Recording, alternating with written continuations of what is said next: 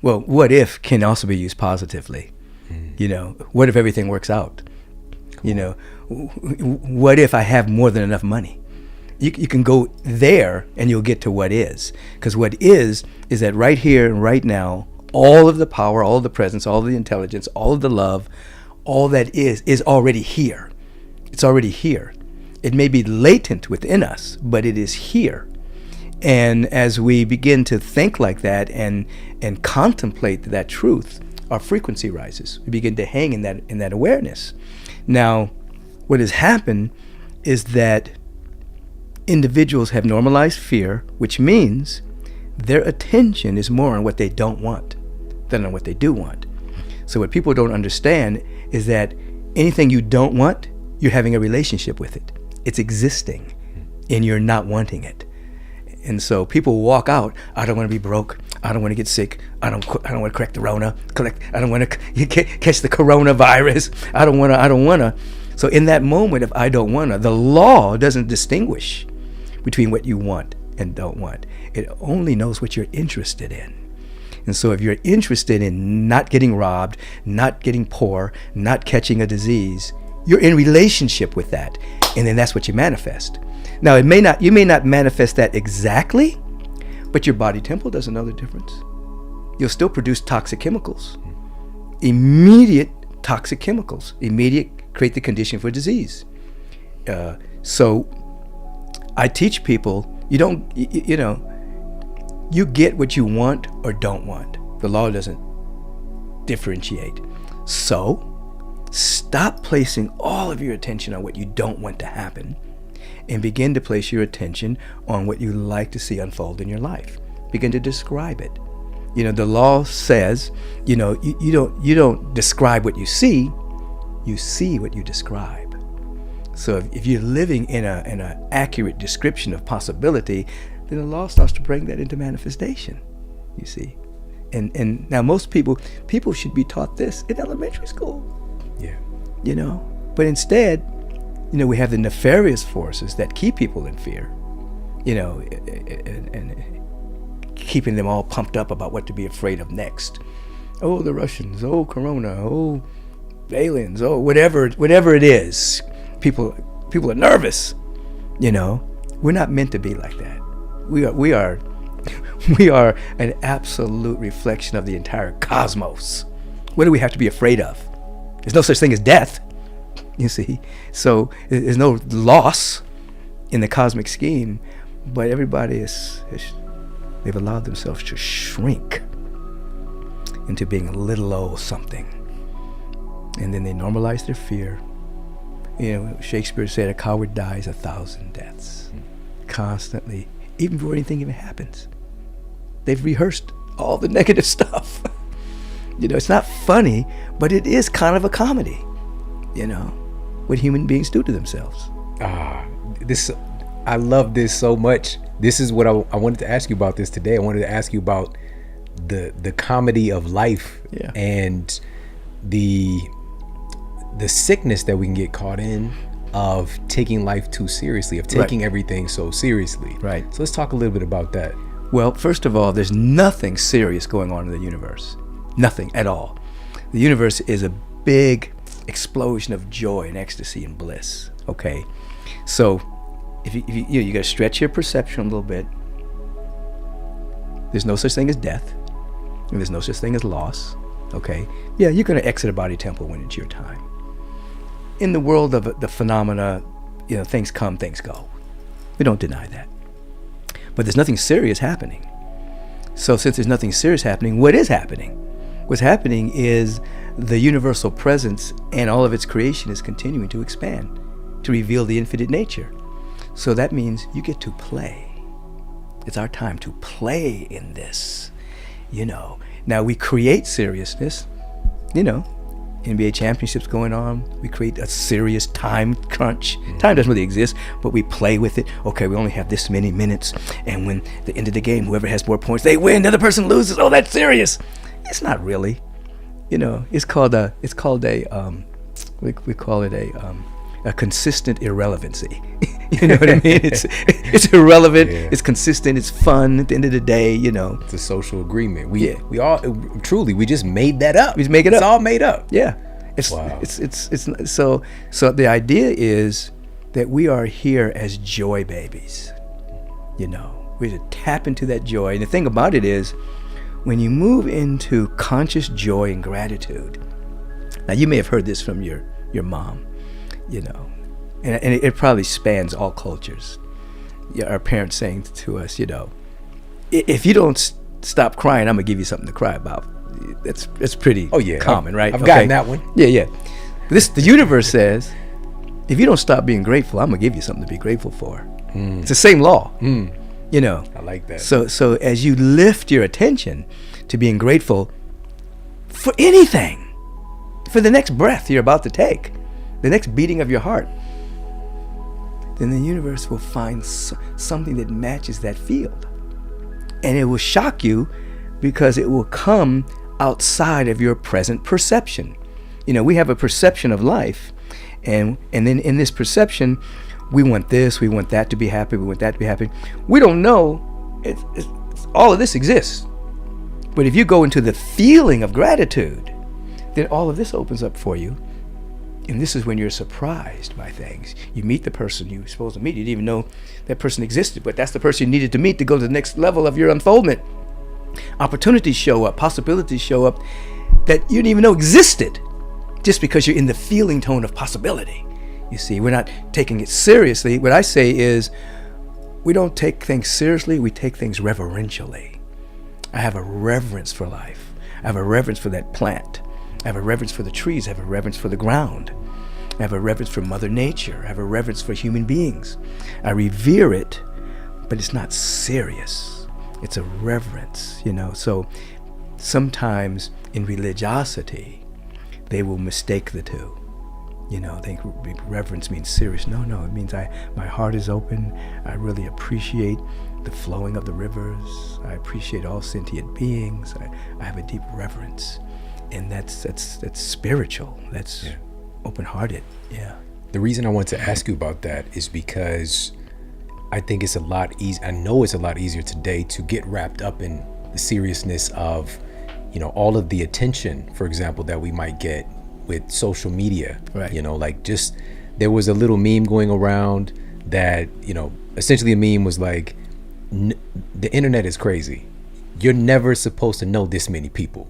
You know, it's just like, we're not supposed to know 5,000 people. You know, like that's never existed before. And caring about the opinions of 5,000 people. Right. You know, and so I think carrying that level of, you know, everything is so serious. If somebody that is 20 times removed, 200 times removed from actually knowing you says something negative about you, and it can just take you down. Right. And so carrying a little bit more of a light heart with things, to even not take ourselves so seriously, for example. Right. I think it could be a helpful tool today. Right. Yeah. We don't take ourselves seriously. We love and appreciate ourselves. And we learn not to be overly concerned about what other people are thinking about us. And then we learn not to be overly concerned about our own thoughts about ourselves, because we don't know where they came from. It may have come from our parents, or maybe come from people in high school that said something crazy about you. All that stuff may be going around. We learn to be conscious of what the presence is saying about us. You know, I've always loved this scripture. I'm not a religious man, but I'm a spiritual man. You know, so when I look at scripture, I see the spiritual essence, not the literal, you know. And I've always loved the scripture that says, you know, God's eyes are too pure to behold inequity. You know, that this presence doesn't see anything but itself. It only sees potential. It doesn't see anything negative, because if it did, that meant that negative would last forever, because God only sees the eternal. You know, so God's eyes are too pure to behold inequity. And it goes on to talk about the fact that I know the thoughts that I think towards you, thoughts of peace and not of evil, to give you an expected end. So on a spiritual level, the presence saying, I know what I think about you. Thoughts of peace. I know your potential. I know what's going to unfold already. So we want to think like that, you know. And then, I mean, of course, we're not allowing the ego to steal it, like I'm better than someone, I'm superior than someone. Not any of that. Just as a unique expression of infinite potential, I'm here to reflect and to reveal the cosmos in a way that only I can. And nobody else can do it like me. And I can't do it like anybody else. I'm incomparable. We're all incomparable, you see. And it frees us. So you're able to go out in the world, and the two imposters, criticism and praise. Those are two imposters. You're able to sidestep them. You know, you're not running towards praise, and you're not running from criticism. Mm-hmm. You just look at them, see what you can glean from them. Oh, this person doesn't like me. Okay, is there anything for me to learn there? Any place for me to grow? Oh, there's some praise. I don't want to get addicted to that. You know, I can take it as feedback. Oh, I'm doing something right. That's cool. I love it. Beautiful.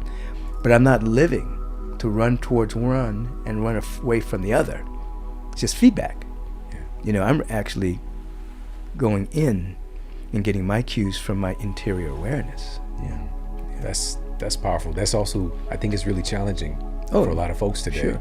And you just said it. Yeah. People are on this internet, they're on this social media, and they actually think that somebody out there is saying whatever they're saying is important. And more than ever today, I think it was you, WMDs, right? Weapons of mass distraction. Distraction, right. And all of this stuff going on is stealing our attention and making us kind of outsource things to the external world a lot more.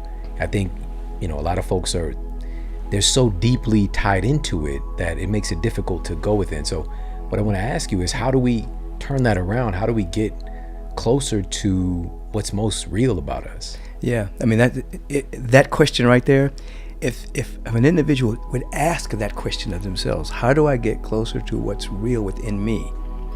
Their mind will start to turn inward rather than outward, and they'll start to catch insights and revelations and wisdom and guidance because they're interested in it. Yeah. Rather than, how can I make that person like me? How can I get closer to me? And then we'll be guided. But of course, there's age-old practices of concentration, contemplation, meditation. These are all ways of watching our own thoughts, our own moods, and then something sweet and wonderful happens. You'll have an insight that, wow, all this stuff passing through, that's not even me. That's just stuff passing through. Who's me? Oh, I'm the one watching. And the moment you realize you're not the stuff passing through, that's a step in enlightenment. That's like, I'm not identified with all of that stuff passing through. I teach people, we have the ocean, and then you have the content of the ocean. There's seaweed, there's plankton, there's fish, there's boats, there's human pollution. All that's in the ocean, but it's not the ocean. We are consciousness, and then this stuff in us, thoughts, opinions, points of view, interpretation of past experiences. Until the person has some kind of reflection, they actually think that content is who they are. Well, my grandmother was, so I am, and this runs in my family, and that's just content. It's not who you are. But once you realize that you're not that content, you're waking up from the intoxicated sleep. And now you're being sourced from within rather than from without. I love that. It's that first step, and I remember it so clearly. I'll never forget it. It's basically 2 lives that I've had. That's right. Was my mother-in-law, the first meditation that she taught me, and I realized I had never really had a conscious thought my entire life. I was thinking, right, but I was aware suddenly that there's this thinking going on. And my life afterwards, it was a couple of years of kind of reintegrating back into what this life is, right, with this, new perception. And it was so beautiful, but it was also very challenging, as well. And I think that's part of it too, is I think that folks are chasing happiness, they're chasing enlightenment so that they don't have to go through stuff, and not really understanding that sometimes this is going to require work. It's going to require some challenge and obstacles. What part does all that play in the story? That's the small print. Okay, so what happens is what you've described. We have our sub-personalities, our personality, all the content that it's generating that we've identified with. Every aspect of our personality we've gotten from time and experience. You know, people you associate with, things that have happened, you develop coping mechanisms, defense mechanisms, all kinds of things to survive. Okay? So what happens is when you start to contemplate reality, meditate, pray, whatever your mode is, what happens is those roles begin to melt. And as they melt, that's the challenge. It's like, I don't know who I am. I'm confused. That's called the crucifixion. That personality self that you've identified with, this is who I am, it's being crucified. And then there's a slow death. And then there's an emergence, an expanded consciousness. That's called the resurrection or the rebirth. And then you're operating at higher levels of freedom. You're being free from the content flowing through. And then you get to a point of there's a fork in the road, so to speak, where there's freedom and ecstasy and pleasure. And many people opt for pleasure rather than bliss. Now, if you go to bliss and freedom, you get pleasure. But if you go to pleasure, you may not get to bliss. You know how they talk about he or she is a pleasure seeker. You know, that becomes another level of addiction. I know I'm probably talking a lot here, but the idea is it is challenging because when your identity starts to break up and you don't know what you believe anymore, that's a good stage in the development. You know, your whole inner world is like, I used to know exactly who I was. This was my personality. This is how I handled life. Now I'm changing. You know, and then there's a greater expansion of awareness. This is all part of the practice of every spiritual path. Will say it in a different way. You know, the breakdown for the breakthrough. Yeah. Thank you for that, because I know a lot of people experience that. They might be in it right now. Right. And just to have that permission to know that it's a part of the process and that you are working towards something. I want to ask you this because, you know, you're one of the people who has really identified and expanded the awareness of different universal laws, like the law of attraction. Mm-hmm. And there's always this set of beliefs that make it hard to accept that that's going on, mm-hmm. even though it might be the only thing going on. That, what about negative things that happen? Mm-hmm. You know, how is it that I attracted this quote bad thing into my life? How can you speak to that? I'll tell you. Yeah, I will, and I'll tell you a story. I was getting ready to go on the Oprah Winfrey show again, and she comes into the green room, and she says, "I'm getting these letters from people wanting to know, you know, why do these bad things are happening to good people, and did they attract it? You know, because we were speaking about the secret and law of attraction." And she said, "Michael, I'm going to ask you that question." And then she said, "Listen, you don't have time to teach a class because you have to give it in sound bites." And then she left the room. And I'm thinking, I'm going to talk about this in sound bites? Because I sat and meditated because we're about to go live. And so what is called the windows of manifestation came into my awareness. Just went, whoop. So we go out and we're talking. And then Ms. Winfrey says, "Michael, I'm getting all these letters. You know, why is it that bad things happen to good people? Are they attracting it? What's going on?" And I said, "Well, there's these 4 windows of manifestation. The first window is you basically experience your thinking. Whatever your thinking is, it will transmute itself into an experience. It's window number 1. Window number 2 is called a lesson. Let's say you have a goal, a vision. You're putting something out there. I want my life to be this particular way. But you don't have the energy to hold that life yet. So the universe will give you a lesson that you may not like. But at the end of the day, you say, you know what? If that hadn't happened to me, I wouldn't be the person I am today. Mm-hmm. While you were growing through it, It's like, why is this happening? I don't want this going on. Why did this occur? But you asked for something larger. So the universe is making you a larger container. But it has to process you first. That coal has to become diamond, you know. And so it's intense. When you come out of it, you realize you're different. Now you're vibrationally worthy to have the life that you were envisioning. That's lesson. Window number 3 is called a blessing, meaning there are actual individuals who have come to the planet who have taken on certain things in order to raise the vibration of compassion on the planet. Very quick story. There was a woman who was clairvoyant, clairaudient, and she would work with people. There was a particular woman who was very wealthy, but her heart was closed. She didn't have any friends, no love in her life.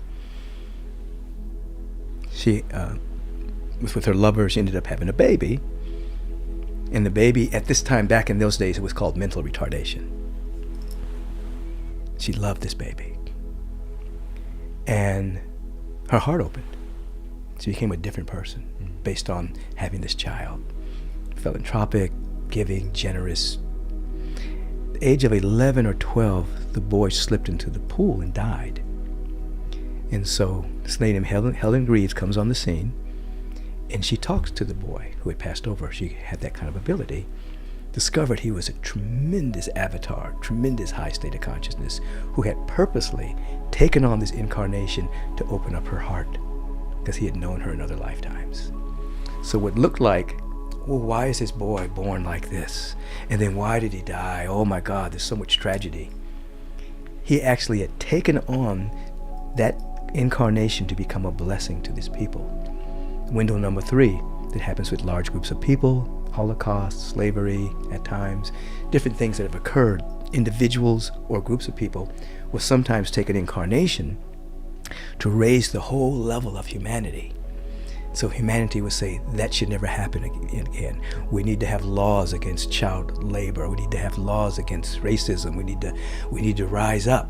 So sometimes we shouldn't judge by appearances, because we don't know why a certain thing is happening in a person's life. It could be their thinking. It could be a lesson they're learning, or it could be that they're actually bringing a blessing. And the 4th window is the group consciousness. The first one is individual, how I'm thinking. The 4th one is, as long as there's a belief collectively in lack, scarcity, disease, limitation, as long as that's a collective belief, somebody's going to experience it, unless they're strong enough to transcend it. So that's what came through, those 4 windows of course it doesn't explain everything, but it keeps people from judging by appearances, because we don't know what a person's growing through, you know, whether they're confused or worried themselves to death, or worried themselves into a disease, or whether they're in the midst of a lesson. I remember a friend of mine who was an attorney that went through some very hard times. And when he came through it, he became a minister, actually. And he didn't give up his legal life. But while he was growing through it, it transformed his life. And he would say, man, I'm so glad that negative stuff happened to me. It was negative at the time, but it purified his soul.